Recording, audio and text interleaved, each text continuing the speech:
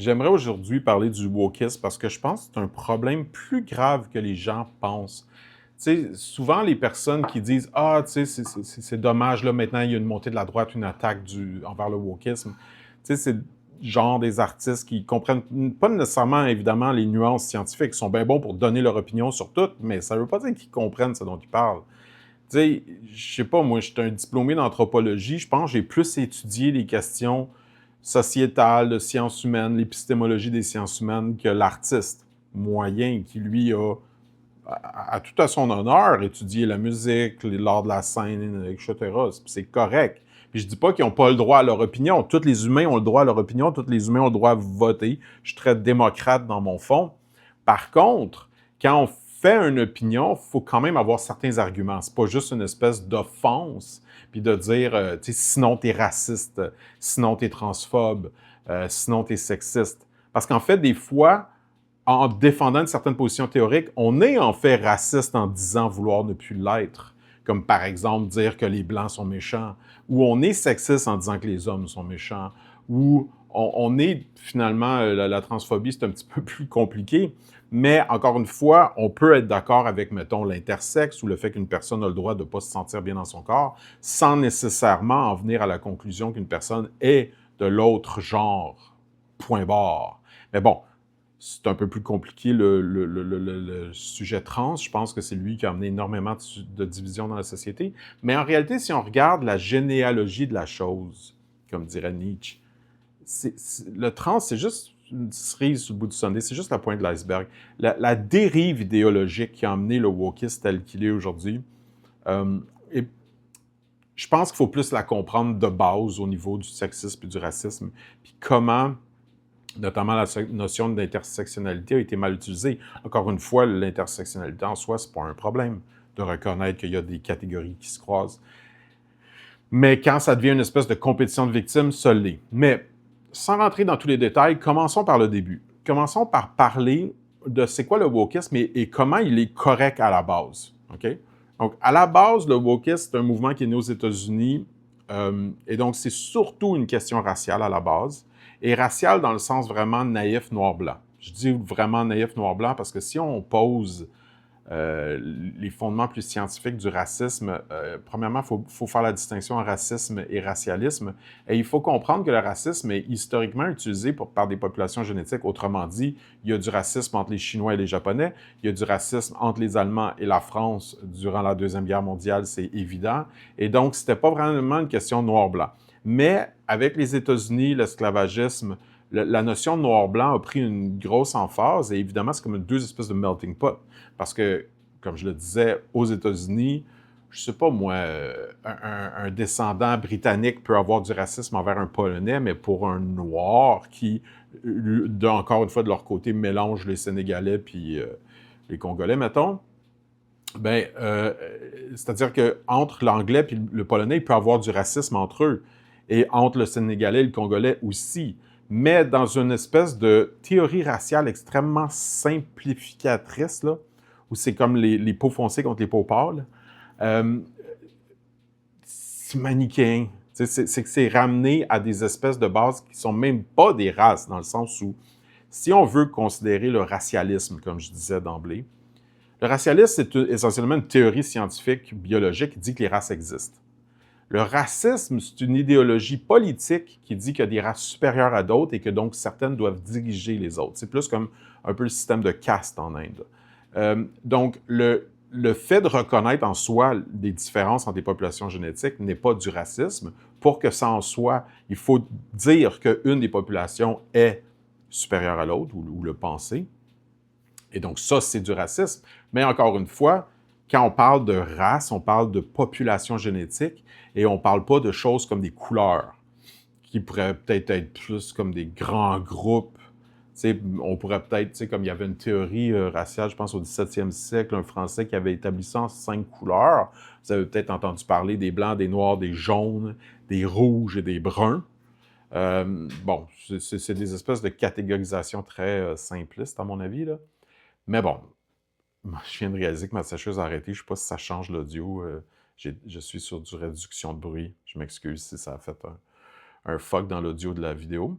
Ça sera un test au pire. Mais bon. Et donc, le wokisme, lui, est né surtout aux États-Unis, puis l'idée, c'était essentiellement de dire quelque chose comme euh, reste éveillé aux injustices sociales. Donc, stay woke, ça voulait vraiment dire, mettons, OK, t'es un noir, tu vas prendre ton auto, tu vas te déplacer du point A au point B. Si un policier t'arrête, reste conscient. OK? Et donc, c'est quelque chose qui a été dit beaucoup au début de Black Lives Matter, c'est-à-dire que, oui, OK, on peut reconnaître que le policier a exagéré, mais en même temps, pourquoi le noir a réagi de cette façon-là? Tu sais, comme, d'aucune façon, je justifie les tueries qui arrivent quand une personne se fait arrêter parce qu'elle a fait un peu de vitesse ou whatever, elle n'avait pas sa ceinture de sécurité, puis pendant qu'elle va chercher dans son coffre à gants son assurance, le policier a peur qu'il prenne un gun puis il tire. Mais on a tous vu des situations beaucoup plus problématiques où tu te dis, ouais, mais là, la personne se faisait arrêter pour quelque chose de routine, puis elle s'est mise à capoter, à attaquer les policiers jusqu'à ce que les policiers finissent par être obligés de la maîtriser. Les policiers se sont sentis menacés, puis ont fini par le tuer. Ce qui est évidemment pas la problématique de base de Black Lives Matter, qui est beaucoup plus des injustices évidentes. Mais c'est pour dire, quand le mouvement Stay Woke est parti, c'est ça que les Noirs se disaient entre eux. Ils disaient, fais pas le con, reste calme, suis à la règle policier, parce que dans le fond, reste éveillé au fait que les injustices existent. Et donc, c'est une façon de dire, sois pas naïf, comporte-toi pas comme si tu étais un blanc. Les injustices existent, puis essaie de survivre dans cette injustice-là parce que le monde est rough, puis ton but, c'est de survivre. Okay? Donc, c'était ça à la base, la simplicité du message woke.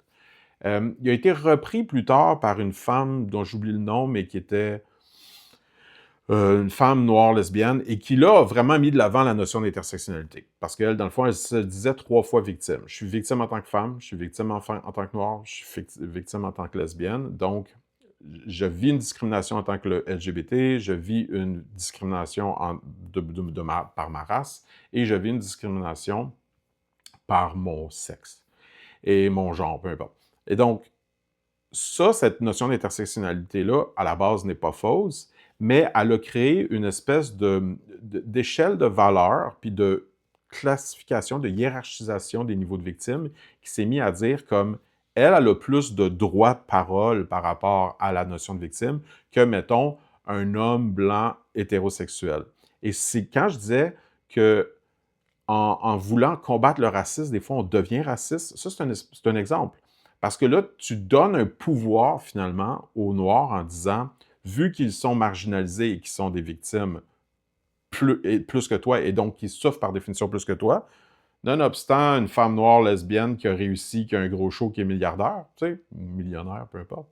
Et donc, ça devient des espèces de catégorisations qui inversent le rôle du racisme et qui donc le reproduisent. On peut le voir beaucoup dans le féminisme. Tu sais. Première vague du féminisme, c'était essentiellement le droit de vote des femmes et le fait qu'une femme n'est pas une propriété. Deuxième vague du féminisme, c'est essentiellement le fait du droit à l'avortement. Troisième vague féministe, c'est essentiellement le patriarcat est mal. Et quatrième vague féministe, c'est le MeToo. Et donc, essentiellement, croient les femmes d'un point de vue judiciaire parce que le juridique est patriarcal et donc, par définition, discriminatoire, n'est pas aveugle, la justice n'est pas aveugle, la justice valorise les hommes, donc il faut croire les femmes pour contrebalancer le pouvoir, ce qui est une forme d'élimination du juridique. Et donc, la troisième vague, qui dit essentiellement que le patriarcat est mal, est une espèce de pseudo-analyse scientifique qui tente de démontrer par un plaidoyer plus qu'une démonstration scientifique que les sociétés qui ont des structures surtout centrées autour de l'homme sont inférieures à celles surtout centrées autour de la femme. Donc, encore une fois, une forme de racisme inversé. La femme devient supérieure. C'est littéralement ce que ça dit, la troisième vague féministe. Mais tu sais, si on récapitule ce que je viens de dire par rapport aux vagues féministes, excusez, morceau de concombre. Si on récapitule, donc la première vague est absolument pas problématique, on s'entend? Les femmes ne sont pas des propriétés, ont le droit de vote, c'est des citoyennes comme les autres. Cette vague-là, en soi, déjà, était une immense révolution, évidemment très importante pour les sociétés où les femmes n'avaient pas de droit. Et peut-être qu'elle aurait dû s'arrêter là. Mais la deuxième vague a quand même évidemment sa place. C'est le droit à l'avortement, c'est le droit de dire bien, la femme a le droit de disposer de son corps et donc c'est pas au mari de décider à sa place. Donc ça revient un peu à la première vague qui dit fondamentalement que la femme n'est pas la propriété de son mari. Comme je dis, ça aurait pu arrêter là parce que ça le dit déjà. La deuxième vague féministe, où est-ce qu'elle devient un petit peu problématique, mais pas beaucoup à mon avis, mais quand même, c'est qu'elle peut aller jusqu'à nier tout droit légal du père par rapport à l'avortement, mettons. Donc, un couple fait un enfant ensemble, whatever, il y a une chicane, ils se séparent, la femme décide qu'elle veut plus, ben essentiellement, le père n'aura plus de droit aucun, parce que supposément le fœtus n'est pas en vie, qu'en fait, évidemment, une carotte est en vie. Là. Donc, c'est pas la question si le fœtus est en vie ou pas. C'est le fait qu'il n'est pas né, donc il n'est pas un citoyen, donc ses droits ne sont pas encore vraiment reconnus. Puis il y a des zones grises médicales, puis tout ça. Mais grosso modo, on peut s'entendre que c'est normal qu'il y ait une forme de résistance parce que, essentiellement, une grosse partie de la position de la deuxième vague, c'est de dire le père n'a aucun droit envers le fœtus, ce qui est un peu exagéré, dire qu'il n'y en a aucun. Dire qu'il y a son mot à dire, mais qu'en analyse finale, c'est plus entre le médecin puis la mère que ça va se choisir, je comprends déjà, mais dire que le père n'a aucun droit, c'est problématique. Puis, évidemment, la loi change d'une place à l'autre, donc c'est très complexe, la deuxième vague féministe. Mais ça a un petit peu ouvert la porte à l'idée que, bon, ben, gars, par exemple, certaines personnes dans la deuxième vague féministe disaient de toute façon, le médecin est un mâle, et donc ça revient que c'est encore lui qui a le mot final. Et donc, là, on s'est mis à critiquer beaucoup plus la notion que le problème, c'est que c'est les hommes qui ont le pouvoir dans notre société, et que les hommes sont mauvais parce que les hommes font nécessairement une forme de discrimination pour se mettre à leur avantage. Ce qui n'est pas 100% faux non plus. Il y a du sexisme de la part d'hommes comme il y a du sexisme de la part de femmes. La problématique, c'est que quand ça devient une espèce de plaidoyer qui est amené d'une façon, comme je disais, peu scientifique, tu sais, qui dit essentiellement des faussetés historiques, là, des manques de contexte, des manques de nuances, des manques de subtilité. C'est juste comme, regarde une société patrilinéaire, comment elle est mal et elle fait la guerre. C'est pas aussi simple que ça. Les femmes ont participé à la guerre. Souvent, les femmes soufflent à l'oreille de leur homme pourquoi qu'on devrait faire la guerre contre tel peuple. Résumer la guerre à un problème purement masculin, c'est naïf, c'est mal comprendre l'histoire. Mais bon. Et donc, la troisième vague, et comme pour moi, c'est vraiment le gros problème. C'est là que c'est très insidieux, insidieux, j'oublie le mot, mais ça l'amène très subtilement l'idée que l'homme est mal. Et ça fait en sorte que toute l'argumentaire s'ensuit après. Comme je disais, par exemple, à la quatrième vague, dans le MeToo, ben, le terrain avait été mis pour dire essentiellement que l'homme est mal et donc, d'un point de vue juridique, qui est encore une fois une structure patriarcale du pouvoir de l'homme, la justice va favoriser l'homme et donc, il faut croire la femme et non pas l'homme. Et là, tu te dis, wow, comment ça que tu as amené dans cette... Comment tu as amené cette conclusion-là? Ben, c'est parce que la table était mise pour une discrimination évidente avec la troisième vague féministe. Comme je disais, que ça a comme un peu subtilement émergé de la deuxième, où le droit du père est comme nié, le corps médical est patriarcal, le patriarcal est mâle, il faut croire la femme et non l'homme. Et ça s'est fait subtilement. Et moi, je pense que c'est vraiment de la troisième vague féministe qui est l'espèce de point tournant. Et cette façon-là de réfléchir, assez comme mise dans les questions trans aussi et dans les questions raciales. C'est-à-dire que, un peu de la même façon qu'on a fait une espèce de renversement en disant l'homme est mal, la femme est bon, ben on s'est mis à dire le blanc est mal, le noir est bon.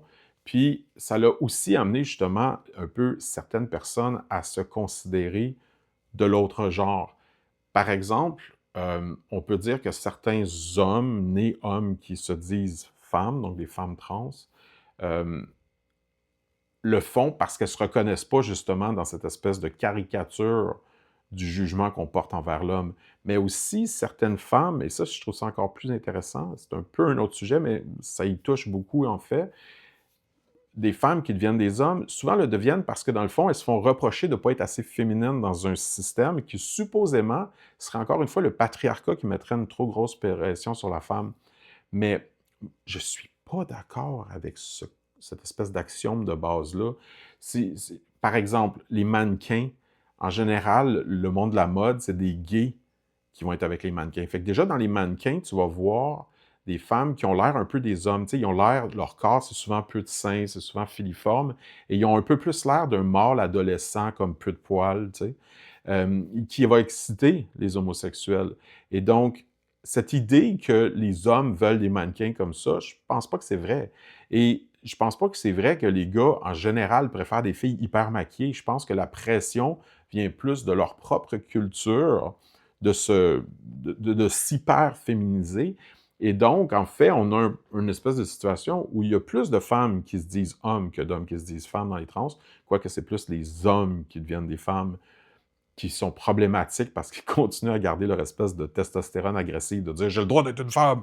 Tandis que les femmes qui deviennent des hommes, c'est un petit peu plus un discours du genre « ben on n'a jamais vraiment reconnu ma féminité anyway, donc peut-être qu'en fait je suis un homme ». Mais c'est comme une double inversion par rapport au rapport de pouvoir que je décrivais, tu sais, comme dans le fond, l'homme est devenu mâle et la femme est devenue bonne, mais là, c'est que elles se disent, ben, on m'a jugé en tant que non-femme parce que je suis un peu trop tomboy et donc peut-être que je suis un homme dans le fond. Mais l'affaire, la vérité, c'est que tout le monde a des côtés un peu plus féminins en eux. Tous les hommes ont des côtés plus féminins en eux et toutes les femmes ont des côtés plus masculins en elles. Et ça aussi, c'est correct. Donc, autrement dit, dans le monde très manichéen qui s'est dessiné au travers de notamment la troisième vague féministe, l'espèce de racisme naïf qui divise le monde en deux, noir, blanc, foncé, pâle, est venu un peu le même manichéisme par rapport à la notion trans où tu peux pas être dans une zone grise, tu peux pas être une personne qui, tu sais, je sais pas, moi je pense que, tu sais, je suis un homme blanc hétérosexuel, je suis un peu un cliché, mais en même temps, j'ai des côtés très efféminés dans certaines de mes affaires, puis je ne me sens pas menacé par ça. Et le fait que je me sens pas menacé, pour moi, c'est là la clé. C'est que ça n'enlève rien à ma masculinité, que je suis capable d'exprimer plus de féminité à certains moments, même si je suis évidemment très mâle, je pense que tout le monde le voit, mais moi, je suis très à l'aise à dire qu'il y a des moments, puis tu sais, j'habite Montréal, dans le village gay, je me suis souvent fait siffler, souvent du monde m'a dit sortir du garde-robe. J'ai certaines manières, j'ai une blonde qui me dit ah, les gays doivent t'aimer parce que tu as certaines manières, tu sais, comme des fois, je peux laisser tomber ma main. Mais ça, c'est juste parce que je suis hyper laxe, donc mes jointures ont tendance à plus tomber que d'autres. Une espèce de condition médicale qui fait un peu de mollesse au niveau du corps, qui peut donner une impression plus féminine, mais encore une fois, pour moi, ça ne change rien. Donc, le fait que je sois capable d'exprimer ma féminité ne me donne pas envie de faire l'amour avec un homme. Pour moi, ça n'a aucun rapport. Mais pour beaucoup de gens, ça devient ça, parce que le monde est vécu d'une façon manichéenne. Manichéen, hein, Mani, c'était un prophète qui disait essentiellement qu'il n'y avait que le bien et le mal et que l'univers était un combat entre le bien et le mal. Et donc, ça divise les choses en deux. Le manichéisme, c'est juste une façon de parler de cette tendance-là dans certains mouvements, puis on le voit dans à peu près toutes les idéologies, cette tendance-là à juste diviser le monde en deux. Et ça, pour moi, c'est le gros problème du wokisme. Il crée un monde manichéen. Et donc, c'est pas vrai que c'est bien d'être éveillé. Ça, l'idée d'être éveillé, à peu près toutes les religions se disent éveillées. Mais justement, est-ce que tu te rends compte que le wokisme, c'est une secte dans sa façon de créer une espèce de rigidité morale qui n'est pas fondée sur la science par rapport à ce qui est bon et mauvais et qui rejette tout ce qui ne pense pas exactement comme elle, cette idéologie-là. Parce que c'est une idéologie, comme disait Richard Dawkins, qui a développé la théorie des mèmes. Les idéologies, c'est comme s'ils possédaient les cerveaux, puis ils se répandent un peu comme des gènes. Les mèmes, c'est des gènes, des mèmes, whatever. Et donc, c'est comme de la génétique. Fait que lui, il utilisait l'analogie de la biologie pour dire les idées se répandent, pareil comme les gènes se répandent. Et donc, quand un gène domine un autre gène, bien, tu peux avoir une disparition d'une espèce, par exemple. T'sais. On l'a vu dans des combats entre les primates. Bien, on l'a vu dans plein d'histoires dans la nature, mais c'est un peu la même affaire que les idées. Et quand une idée se pose d'une façon extrêmement manichéenne, elle a tendance à vouloir éradiquer tout ce qui est différent d'elle-même. Puis c'est ça le problème du wokisme.